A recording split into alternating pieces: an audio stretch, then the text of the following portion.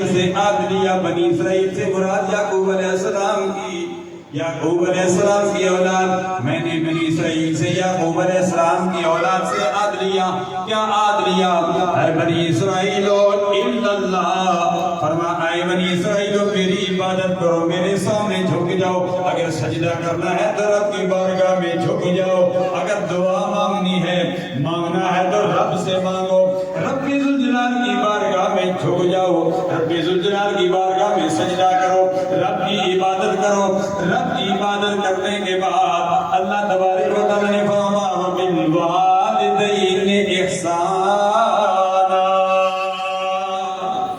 سارے کہہ دیں سبحان اللہ، سبحان اللہ. ماشاء اللہ. آپ سبحان اللہ کہیں گے جنت میں درخت لگا دیا جائے گا.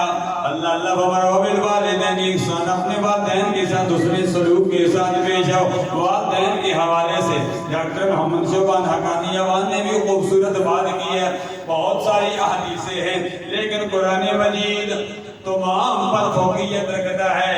قرآن مجید میں اللہ تبارک و تعالیٰ نے پہلے پارے میں بھی 15 پارے میں بھی فرما دیا وَقَضَىٰ رَبُّكَ أَلَّا تَعْبُدُوا إِلَّا إِيَّاهُ وَبِالْوَالِدَيْنِ إِحْسَانًا. اسی طرح اللہ تبارک و تعالیٰ نے سورہ لقمان میں بھی فرما دیا. حضرت لقمان بھی اپنے اولاد کو وصیت کرتے ہیں. فرمایا وَوَصَّيْنَا الْإِنسَانَ بِوَالِدَيْهِ إِحْسَانًا حَمَلَتْهُ أُمُّهُ وَهْنًا عَلَىٰ وَهْنٍ وَفِصَالُهُ